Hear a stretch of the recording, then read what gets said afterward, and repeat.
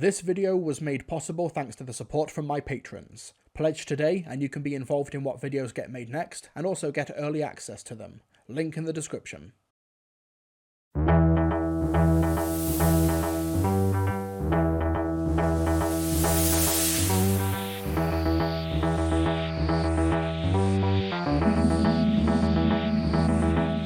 For the past few reviews, I've been opening them by talking about the history of the serial's production, and it feels like over the past few weeks I've been a bit of a broken record. New producer Innes Lloyd and script editor Gerry Davis were ready to move the show forward, give it a sense of renewal and put their own stamp on it. But it turns out that there were still prior commissions and commitments from their predecessors that needed to be seen through. Case in point, the origins of the Savages come from writer Ian Stuart Black at the end of 1965, attending a BBC scripting event. On an impulse, he decided to visit the Doctor Who production office, mainly so he could tell his kids that he was there, as they were massive fans of the show. You see, by 1965, Ian Stuart Black had already established himself as a successful TV writer, working on shows such as The Invisible Man and Danger Man, but he didn't think he had made it as a writer until he wrote for Doctor Who so he could impress his kids. So he pitched an idea directly to producer John Wiles and script editor Donald Tosh, a sci-fi heavy story about mankind's darkest impulses, but in a way that subverted conventional action tropes. Seeing a story like this fitting in with their vision of a sophisticated family show, Wiles commissioned Ian, and the story, then called The White Savages, was born. However, during development, Wiles and Tosh resigned, and it was up to script editor Gerry Davis to take The White Savages and adjust it to meet with upcoming changes, such as Hartnell being permitted another break due to his failing health for part 3, but more importantly, making this Peter Purvis's last story as companion Stephen, with his replacement being introduced in the next serial, but more on that later. Oh, and director Christopher Barry is back, his first credit for Doctor Who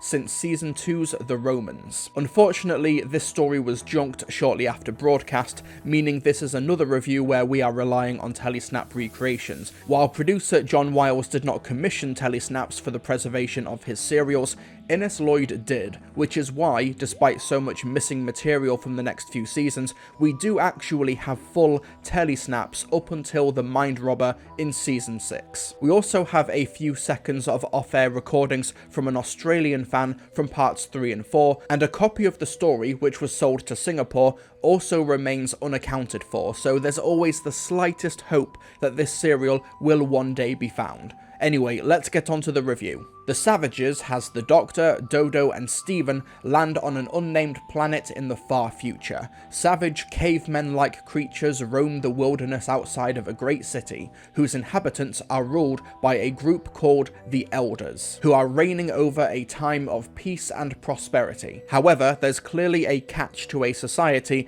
that is so advanced and so peaceful, and what role do these Savages outside play in all of this? Well, it appears that the Elders' prosperity comes at a price, as they figured out a way to siphon the very life energy from the Savages in order to extend their own strength and their own lifespan. The Savages are kidnapped from their cave homes, put through a machine, and their nearly lifeless bodies are just dumped outside for them to recover so the Elders can do it all over again. The Doctor, naturally, does not like this and kicks up a fuss, only for his life force to be zapped away in response. It's up to Stephen and Dodo to help the Savages fight off the Elders and bring true peace to the planet. So The Savages was another story from this era that I'd never watched before doing this video, and honestly, I hardly knew anything about it going in. It seems that due to the story's lost nature and the fact that it's slap bang in the middle of an awkward transitionary period of the show, that it gets glossed over. And for the first 2 episodes,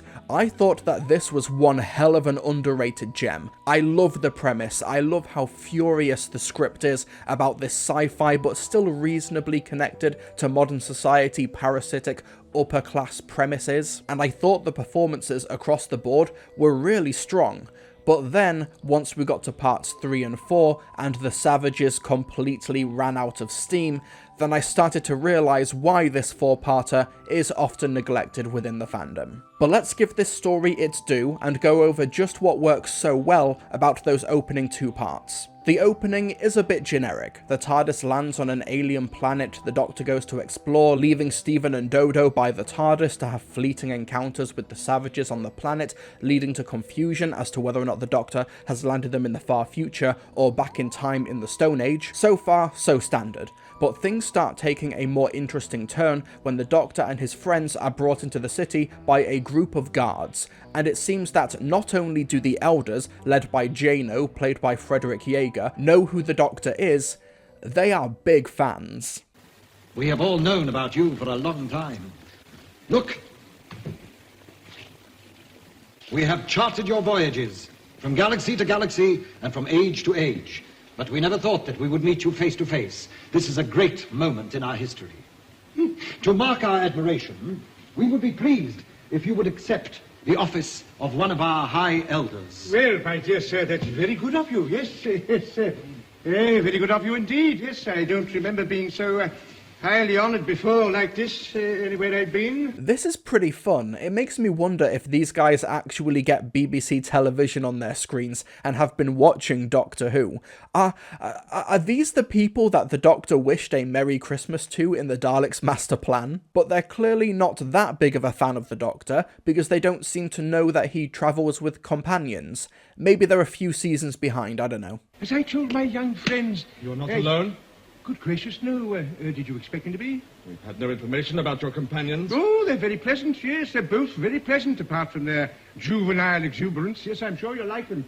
What I love about these scenes, and this gets expanded upon later in the serial, is the idea that the Elders kind of know that their system is absolutely messed up, but they're waiting for the right moment to explain it to the Doctor in a way where he might accept it. Like, the Doctor keeps asking, so how do you have such a peaceful world where so many others have failed, And Jano keeps dodging the question. Instead, the Doctor is bombarded with compliments and flattery, and is even offered a position in the office as one of the High Elders, with a full-blown set of robes and everything. It's Dodo who gets lost during the tour of the artificial city, who starts to discover its seedy underbelly. Now, I was expecting the savages to have the Doctor act a bit stupid, where his ego is being stroked to such an extent that he refuses to believe his human companions when they find out what the Elders have been up to. And you know what? At first, it looks like that's going to happen. However, the Doctor says he's going back to his TARDIS to get some equipment to help the Elders study the nature of time travel, and then he opens up to his companions when the coast is clear. Doctor, why wouldn't you let me tell you what happened? Because I didn't want those gentlemen to overhear what you were saying, child. Who, Jano and the Elders? Precisely. Why, don't you trust them? Not altogether. What have you discovered? Nothing really, but I sense that things aren't altogether right here. No, the Doctor doesn't quite know exactly what the Elders' deal is, but he knows something's up. In fact, the story likely would have ended here if it wasn't for the Doctor and his friends stumbling across a savage outside of the city on the brink of death, after having his life force taken by the Elders. The Doctor sends his friends to the TARDIS to get medical supplies, and he stays with the man, only for the captain of the city guard, Edal, played by Peter Thomas, to find him, and Edal insists the Doctor leave the savage to die. Come on, you move. I insist that you leave him alone. Don't think you understand, Doctor. I think I understand only too well. You do. You still waste time on this creature? This human being. Why the concern, Doctor? They're only savages. They are men, human beings, like you and me. Although it appears at the moment that you're behaving in a rather subhuman fashion. They have not developed like we have. They are savages. Come on, I forbid you to touch him. You are obstructing me, Doctor. I am looking after this wretched fellow. You will come with me. I have already told you I'm busy. I'm going to take care of this poor man. Now, this moment in hindsight may seem like standard Doctor Who fare, the old time traveller standing up for the helpless, but we need to remember where this Doctor originally came from. In Part 3 of An Unearthly Child, the first story and our introduction to the Doctor, he almost beat a caveman to death with a rock when he was weak and helpless after being attacked by a boar. Ian had to stop him before he could go too far. The Doctor saw himself as superior to the primitive caveman before him. But now, 112 episodes and almost 3 full seasons later, the Doctor finds another primitive in a similar predicament and risks his own safety to ensure that the primitive survives. The Doctor is a changed man. Whether it's the influence of his companions, his adventures showing the wonders and the evils of the universe, or a combination of the two, this is not the same Doctor that we met in that Totter's Lane junkyard. The Doctor is brought back to the city by Edau, this city that is purported to be the height of culture, prosperity, and progress. And the Doctor decries the whole operation because the savages outside are the accepted collateral damage for such a society. And what follows when he encounters Jano, who explains what's really been happening, is easily the angriest I have ever seen this incarnation of the Doctor. How can you condemn this great artistic and scientific civilization because of a few wretched barbarians? So your rewards are only for the people that agree with you? No, of course not. But if you are going to oppose us... Oppose you? Indeed, I am going to oppose you. Just in the same way that I oppose the Daleks or any other menace to common humanity. I'm sorry you take this attitude, Doctor. It is most unscientific. You are standing in the way of human progress. Human progress, sir? How dare you call your treatment of these people progress? They are hardly people, Doctor. They are not like us. I fail to see the difference. Do you not realize that all progress is based on exploitation? Exploitation indeed! This, sir, is protracted murder! We have achieved a very great deal merely by the sacrifice of a few savages. The sacrifice of even one soul is far too great. We must put an end to this inhuman practice. I'm sorry to keep harping on this point, but to see the Doctor so righteously furious to compare this system of exploitation to the evils of a race like the Daleks, this gives me life. And for this Doctor, of all incarnations, to fight for the autonomy and the safety of a race of, quote, savages that he barely knows, I think the Doctor, as we know him as a character and a force of morals for the next 60 years of TV, has truly arrived in the savages. It's fitting that this approach to the Doctor appears in the same story where the Elders are purported to be massive fans of his, only for them to have a never meet your heroes moment. It seems very meta as the show starts to evolve and change. Speaking of Doctor Who iconography, this is the show's first use of a quarry as an alien planet, something that would become a staple for the next few decades.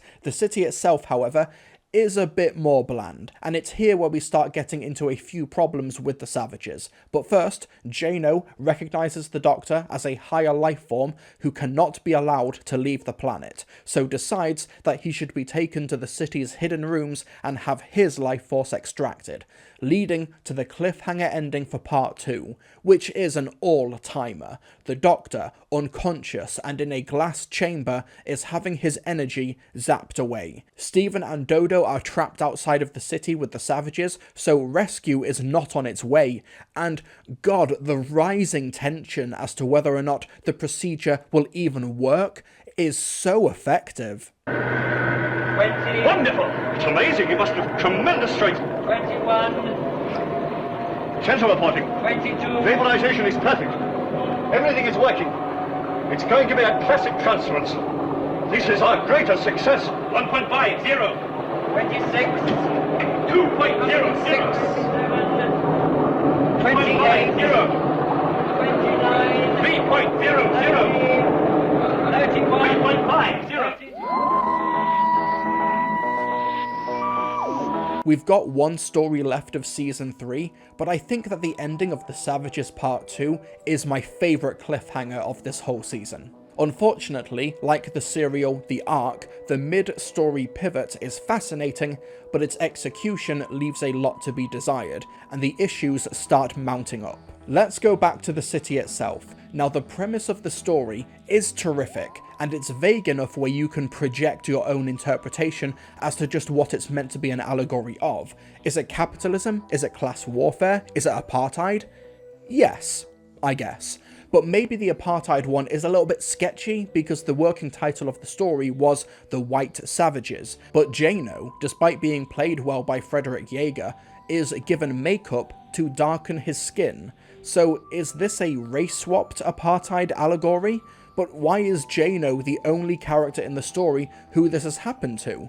Not only is the blackface attempt offensive, it actually confuses the metaphor. It's hard to know how much John Wiles might have changed the script due to his own experiences with apartheid. After all, John was born in South Africa but left when apartheid was implemented. But the overall premise of The Savages is also undercut somewhat by its budget. You see, the city is meant to be a bit bland and artificial, as it's meant to be a contrast with the wilderness outside, and it makes Stephen and Dodo doubt the supposed utopia that they've arrived in. But there's a limit here. The production design is bland as hell. Where's the culture? Where's the art? Where's the architecture? What do the elders do in their day-to-day? It's not like Doctor Who was incapable of depicting a functioning city. Just go back to The Ark, which had a believable society and an ecosystem in a BBC studio. I admit maybe that this is due to the Telesnap loose cannon recreation, but I'm just not seeing the world here in these still images. So you see, Doctor, with this new stimulus, intellectual workers find themselves able to accomplish more. Artists are able to create works of brilliance and beauty. But what are they creating? Where is it? It just seems like the city is comprised of one council chamber, the scientific quarters, and a few corridors with a single window so that Dodo can see a savage being taken inside for plot purposes. It's not just the production being unable to realise the vision of Ian Stuart Black's script, it seems like the vision itself is too vague to really be effective. The planet the Savages is set on, it doesn't even have a name. The city is just called The City, and we don't get a sense of day-to-day world building. Do the non-elder citizens in the city actually know what's happening? I don't think they do, but it's never really clarified. If it's established, I completely missed it. Heck, where did the Savages and the Elders even come from? Did the Elders land here and colonize the planet? Are the Savages the natives, or were they an underclass that the Elders exploited and turned them into savages? I've no idea. The story does not dive into this history. I don't think these are nitpicks. I think this is pretty important context so that the metaphor of an upper class draining the life from an underclass is able to land effectively. Going back to The Ark, they cast actual children as background actors, so you got the sense that this was a functioning generation ship. But there are no children to be found here. Do the Savages have children? Do the Elders need children? Or is the life force just giving them eternal life so they don't need to procreate? Am I being unreasonable? Because I think this is pretty basic stuff. If this society is so advanced, why are their costumes so bad? The city guard are just wearing discount Robo-Men helmets. This does not seem like an elite far future force. Now, there is something to be said about how banal the scientific group of elders act regarding the life-draining process. You've got a savage who is screaming for help and is going to have her life ripped away, and these guys are treating it like they're at a petrol pump or something. That's really effective, but it makes you wonder just what are they doing this in aid of? What are they compartmentalizing in their minds to justify this approach? Life force for the sake of life force? A boring society with no art, other than watching Doctor Who episodes on repeat? Like I said, it's conceptually brilliant, but it just doesn't work because there's not enough supportive elements to carry it across 4 episodes. Speaking of brilliant concepts, we've got the conceit in the final 2 parts. So Hartnell was not given a conventional break or a holiday for part 3, but he did not have any lines to memorize as he spends all of his time on screen either unconscious or a zombie-like husk of a person. Instead, however, he spent his week in rehearsals doing 2 things. 1, rehearsing and filming some location work for the next serial, The War Machines, and 2, working with and coaching Frederick Jaeger through his performance and mannerisms. You see, Jano elects to consume the Doctor's life force for himself, as energy from a higher being like the Doctor is an unknown element. However, in doing so, he starts walking, talking, and acting like William Hartnell's Doctor. Are you all right, Jano? For a moment, I was afraid that... What's all the fuss about? I'm quite all right. The trouble with you people on this planet is that you What do don't you mean, understand... Jano? You belong to this planet. You're one of us. Well, Yes. And you know what? This is a really good idea. Jano, through the influence of the Doctor's energy, starts to develop a moral compass, and over time starts to side with Stephen and Dodo to bring the Elders' regime down. It's a terrific idea, and Frederick does a wonderful job channeling Hartnell for the 2 scenes that he does it for. Yeah, I'm repeating myself after my review of The Massacre, but it's frustrating to have such a brilliant idea revolving around Hartnell's casting and performance, in that case casting Hartnell as the Abbot of Amboise, who happens to be the Doctor's physical double, only for him to only have 2 minutes of screen time, and it muddies the logistics of that serial. And here, Jano has a sudden change of heart, but it's so sudden and he has such little screen time under the Doctor's influence that it doesn't leave the impact that it should. Instead, parts 3 and 4 mostly revolve around Stephen and Dodo hanging around with the Savages and trying to stop the city guards from tracking them down and taking them away. It feels like the A plot and the B plot of the second half of this serial should have had their priorities swapped over, because it's just not interesting seeing Stephen and Dodo stumbling around in caves waiting for the Doctor to recover and for Jano to develop a conscience and find them. It's not all bad. For example, in part 3, Stephen is able to use the Elders' light guns against them by using a pocket mirror to trap a guard in his own immobilizing beam of light. But then when they break into the city to rescue the Doctor for the part 3 ending cliffhanger, the guards change to smoke weapons, which counters the light rays. I can imagine a weaker version of this serial making the Elders totally ineffectual the moment an outsider gets a hold of one of their weapons, and the Doctor's rescue is an absolute cakewalk. I get the sense that maybe so much focus was placed on Stephen and Dodo's time with the Savages, so that Stephen's departure at the end felt more credible, which kind of works, it makes sense, but his departure is so rushed anyway that it doesn't really feel like the compromise was achieved. But more on that later. I do like the potential symmetry of Stephen being called a god by the Savages towards the end of the story, and Greek myths, like how the Elders have a weapon that emits a beam of light that freezes people in place, much like Medusa, who could turn people into stone with a glare. Stephen reflects the light back at its user in a labyrinth, much like Perseus did, who then used Medusa's head to fight the gods, again like how Stephen does with the light gun when they return to the city. Coincidence? Probably, but it's fun to think about. So the Doctor recovers, Jano comes to the cave to propose an alliance to bring the Elders down, they head back to the city, and they smash the place up. No, I'm not kidding. The climax of The Savages is not an adult conversation, it's not negotiation, it consists of Jano, Stephen, and even Dodo going to the Life Force extraction room and literally smashing it to pieces with their bare hands.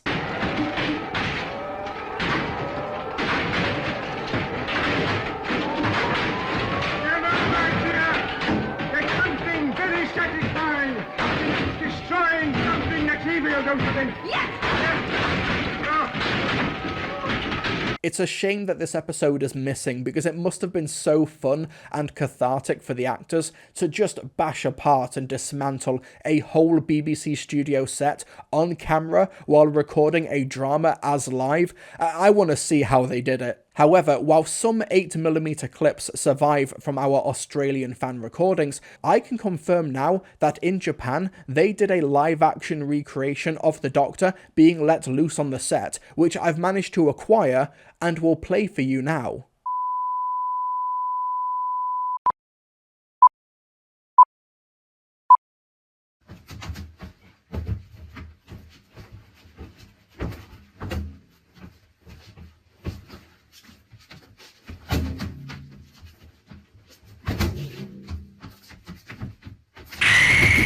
With the systems of oppression literally dismantled, the Savages and the Elders elect to rebuild society with the two factions actually working together to right the wrongs, and Chal, the old leader of the Savages, says they want Stephen as their new leader, presumably because of his proactive nature in the caves earlier. The man we need must inspire trust. His judgments must come from his heart, even more than his head. There is the leader we want, Jano. This is what I thought. Just a minute. I couldn't. A great honor, Jeppo. Well, I can't walk out on you and do Just think of the challenge to be able to set up the people of these planets for a new life. You're quite ready for this task. You think I can do it? Yes, I do. And you're the only man who can, my boy. Now, this departure for Stephen, like so many other companion departures for this era, feels rushed and out of nowhere, though compared to what happens to Dodo next time, this is practically a tour de force. But clutching at straws here, I do like how the Doctor responds to this, and tries to big Stephen up for this difficult task. We know from serials like The Massacre that Stephen puts a lot of emotional weight and stock into what the Doctor thinks of him, and we also know from the Ark that Stephen is a passionate speaker with great moral instincts, so this departure in The Savages works for me to an extent. Astronaut Stephen Taylor, formerly a prisoner of the Mechanoids, learns about the universe and all its complexities from his travels with the Doctor, Vicky, and Dodo, and now he has to apply that knowledge to fixing this broken world. I shall miss you both, Dodo. I miss you.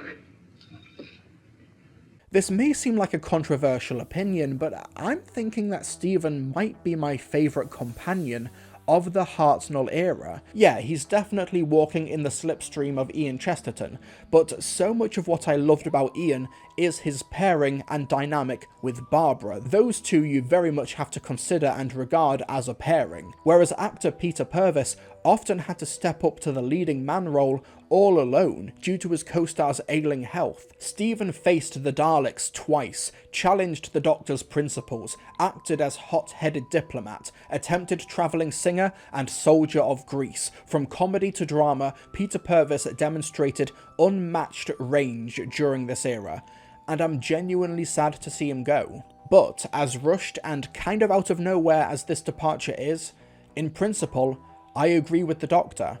He is the right man for this job. Well, I must say, young man, I'm very proud of you. Doctor, I don't know if I know, my boy. Well, go on, you mustn't keep them waiting. Goodbye, Doctor. Goodbye, Stephen, and good luck. Bye, Dodo.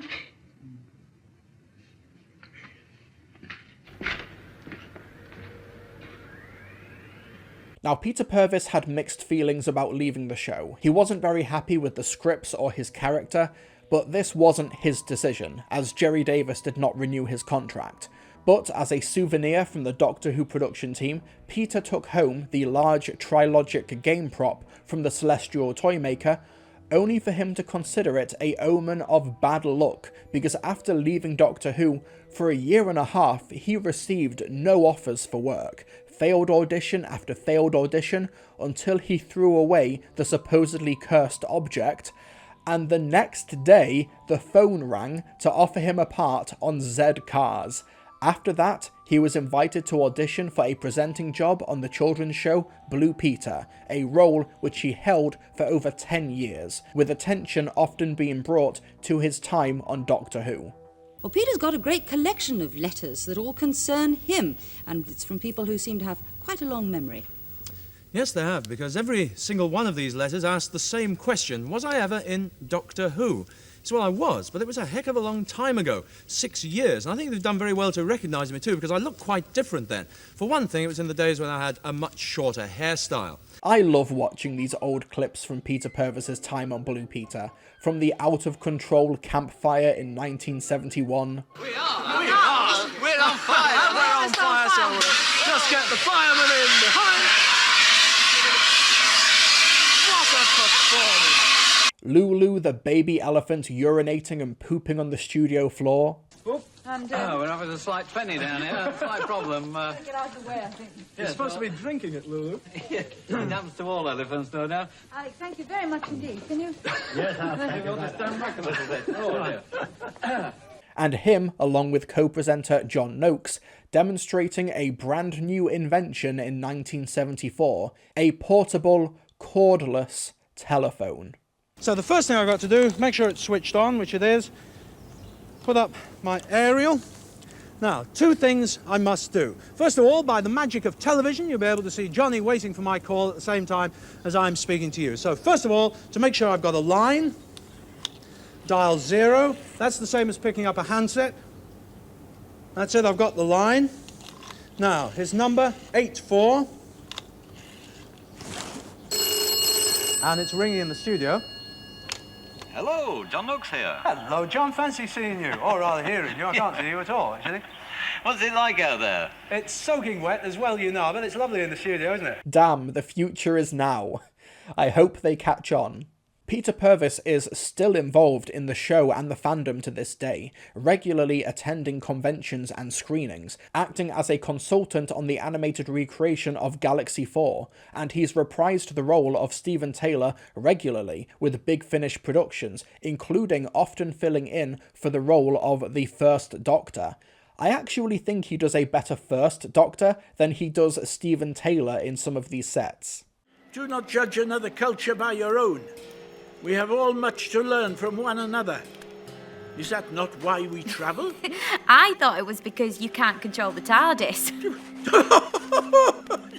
No, my child. As for the Savages, it feels very Season 3. It belongs in the same series that gave us stories like The Mythmakers, The Massacre, The Ark, stories that are conceptually fascinating, but bungle the execution in notable but fascinating ways. The Savages feels like it would have made a great three-parter, but it's already lacking the world-building necessary for the brilliant concept to hit home. The Hartnell workaround with Frederick Yeager in the second half is great, but they don't do enough with it. And despite its really strong opening, it runs out of steam after the midpoint. Not to mention the fact that it's all of these things, and almost all entirely missing, really does make this the most Season 3 story of the bunch. It's a shame that we can't watch the performances or see the location work, or watch Christopher Barry's direction. But his influence does shine through, notably his choice of music, as he reunites with the Romans composer Raymond Jones to give us a really epic and different string quartet. I get the sense that the on-screen images did not live up to the music. Nevertheless, this goes so hard. You're right, Doctor. There is someone up there. Well, what do we do now? Back to the TARDIS, quick.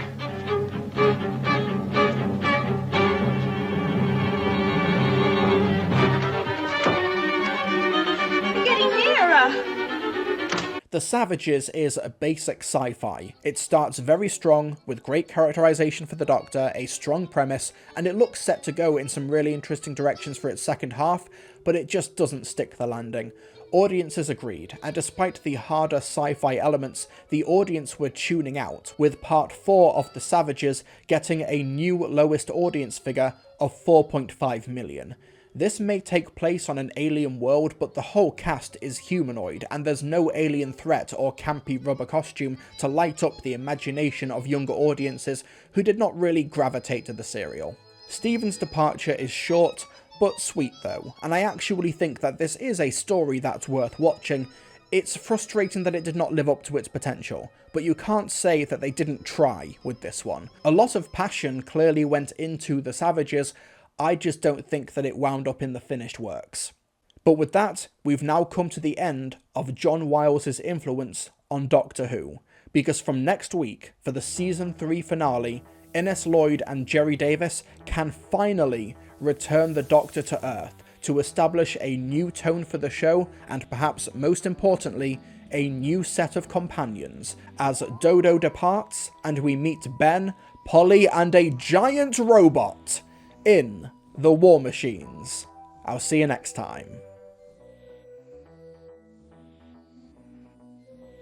Hey folks, thank you so much for watching my review of Doctor Who The Savages. We're nearing the end of the Hartnell Marathon, so you folks know what to do at this point. Hit the like button, subscribe, leave a comment, appease the almighty YouTube algorithm, otherwise you'll see a real savage, as in my plummeting insanity as I review so much 60s Doctor Who. But I do it for you guys. I also do it for my patrons, whose names you should be seeing scrolling down the screen right now. If you'd like to join them, then please consider becoming a patron. You'll get access to these reviews early, access to a Mr. TARDIS Discord server, updates and patron-only polls, and things like that. I'd like to give a shout out to these particular patrons: Adam Grattan, Ben Langdon, Callum Baird, Tuba City Blues, Dan the Dreamer Shill, Daniel Davis, Darren Carver-Bausinger, Dean Jones, Dylan Whitaker, Ginger Animator, Jack D. Evans, Joseph Adams, Lard Dragon Ezra, Leela, Maria Bergman, Marianne Mogensen, Mario Fanboy 15, Michael Serrano, Miranda Logan,